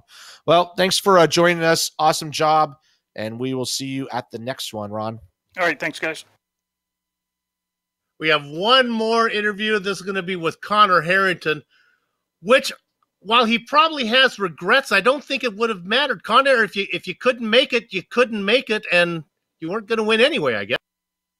Yeah, that's kind of how I looked at it there at the last stop. I figured even if I had pitted and taken fuel, we were going to be out front. We were going to burn more fuel. So the chances of us making it were almost zero. Even guys that were saving didn't run out. Right. Frustrating to get trapped a lap down, only a spot behind Adam, and not be able to pick up all the positions of the guys that ran out. So it's kind of hard, especially it's a hard one to swallow when you were legitimately maybe the best car in the whole field tonight, other than maybe Dan. And to not get it done is a little disheartening. Again, though, it takes solace in no matter what you would have done, I think you would have lost, because unless you were able to do what Adam Blocker did, and there was never a thought of doing what Blocker did. No, I looked, and we were going to have 40 to go when the green dropped, and the best I've gotten on fuel with saving and even in a draft was 39 laps, so we're still a lap short. So I figured if I come in first, I'm probably going to come out first. So I'm going to be the lead car, and we're not going to have much of a chance. So, yep. And and everyone did. That's exactly. They had 39 laps. They all ran out right where you thought they would have. So a little damned if you do, damned if you don't. Impressive to at least lead that many laps. So we'll take some solace in that and kick it on down the road. It was a good run for you, indeed. That win's coming your way soon. I thought it might have been tonight. It's coming soon. Good luck to you down the road. Cheers, guys. Thanks. Connor Harrington, so close. That's about as close as you can come to winning and finish so far down the order. Hey, I'd like to thank everybody that made this possible. How about we start with the guys at First Medical Equipment? They've been the source of medical supplies and equipment in the Burlington, Iowa area for years because of their superior commitment to provide the absolute best in product quality and customer service. Rick? Yeah, let's thank the guys behind the AccuForce, the team behind the AccuForce Pro V2 direct drive steering systems, by providing unparalleled realism and the most advanced tuning features on the market. The AccuForce provides a significant advantage to any sim racer. It can also make for an effective training tool for real-world drivers. For more information on the entire Sim Experience ecosystem, including their GS5 seat, stage steering motion systems, and Sim5 software, visit the Sim Experience. Not the Sim Experience. Visit simexperience.com and use the promo code SIM, the letter X, Lion, to get 5% off Sim5 software. Butt Kicker, baby! Their products add instant immersion to any game. Unlike a subwoofer that moves air and loses accuracy and force, Butt Kicker products move actual mass, producing a haptic immersion that's powerful and accurate. Butt Kicker products add that missing driver-to-car connection, bringing more realism and immersion to your sessions. See all the family of products at thebuttkicker.com. Use the promo code LION25 to get, you guessed it, 25% off your order. To contact any of the sponsors you see on your screen right now, go to LionheartRacingSeries.com, click on 2018 sponsors, read or scroll to the bottom where you can click on the company logo. The iconic original music that lets your ears alert your eyes you're watching a GSRC production comes courtesy of June Lalonde. See the screen for how to contact her. On the screen now are just some of the companies, equipment, and software that made this broadcast possible. The Lionheart IndyCar Series returns June 12th for round 9 at Mossport. That'll be pretty wild. GSRC and IESN will be there to bring you all the action. We hope you join us.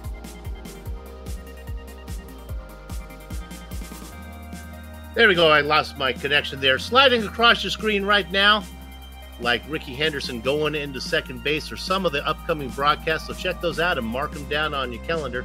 If you'd like more information about GSRC, including a complete list of future broadcasts, you can check those out on the globalsimracingchannel.com. We're also on Twitter at GSR Channel and Facebook at Global Sim Racing Channel. And while you're here, if you haven't done so yet, subscribe by hitting that big red button on our YouTube channel. Finally, on behalf of the entire crew here, that would be Richie, Amjad, and Dougie, I'd like to thank all of you for watching, as it was indeed Adam Blocker picking up not one, but not two, his third consecutive win, first time ever in the Lionheart IndyCar Series. With that said, we're off to have fun, storming the castle. So until next time, race clean, race hard, and we'll see you on the track.